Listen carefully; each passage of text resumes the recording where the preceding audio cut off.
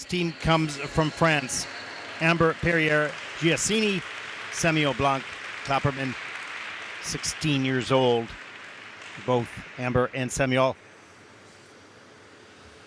55.04 personal best, earning that last week in Linz. They'll skate to I Need You. And I'm so excited by the Pointer Sisters.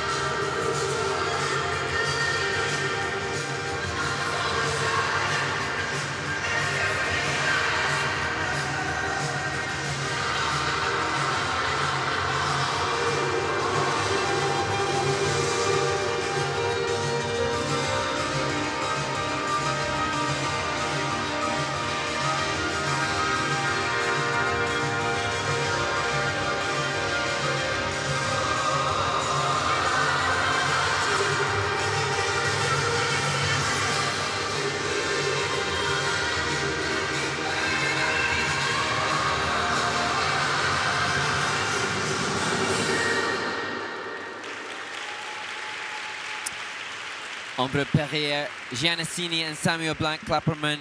And Ted, I think, showing real professionalism from Samuel, because he must be so bitterly disappointed with the mistake on the twizzles, and yet he absolutely sold, particularly as they got towards the end of the program, really not sitting back in the memory of the fall and choosing to utilize any opportunity to push those components. Did you write, how do you read my notes from 9,000 kilometers away? That's exactly what I was going to say. This team started out really shaky, and yeah, exactly, really shaky a little bit, not only the fall, but they were just a little bit tight. But the rest, as the program went on, wow, their energy got higher and skating skills got better. Great work. Fortunate that the fall came on the third twizzle, so they both still, well, still managed to hang on. Yeah. And I suppose, you know, there's some benefits of competing in back-to-back assignments, because you can ride the wave of the excitement, and they were great last week. Really good, 5th place in the ice dance competition in Linz. And so impressed by their skating skills, but then equally you could argue that that mistake is born from the exhaustion that, you know, they may be suffering from all the adrenaline and excitement. Great ice coverage through the rotational lift. Yeah, it's hard to know. I mean, it's just a guess at that point. I agree with you. I think back-to-back competitions when you're juniors is the right thing to do. I really do, rather than sort of traveling around. You'll learn from one week to the next. If you separate those weeks too far, sometimes you forget about what you needed to learn out of that first competition. So, I like that strategy. I think it's good. And we saw how they responded after that fall. They just got better and stronger, wanted to show what they're able to do. And that in itself is a gain because they will have gained experience in how to recover in a program. And now I think it's safe for us to say probably the best skating skills that we've seen of all the teams so far, but the mistakes may just prevent them from being on top spot. So again, as we so often say, what an opportunity now. They've showcased the fact that they're great skaters last week, delivering clean skates, brilliant skating skills. This week, they're going to have a challenge in the free dance to come back from the inevitably disappointing result that they would have anticipated, having seen all the practices of others. But that's a real gift of an opportunity. Better now than potentially a World Championships vying for a medal. Yeah, opportunity to learn. So 55.04 is their personal best. They're not going to reach that, but the score is still not going to be too bad considering that fall. And you can see that those scores, they saved some scores by just the energy and the unity and the better skating throughout that program, despite that big fall. But we'll take a look at the scores and see how they compare. Disappointment for sure.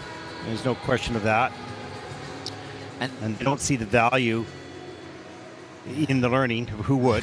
You're judging the day. Sorry, Mark, go ahead. I was just going to say hard also then for the Ombre, because she's got to try and support him. She skated okay, and now all these dynamic shifts that they've got to work through and learn through.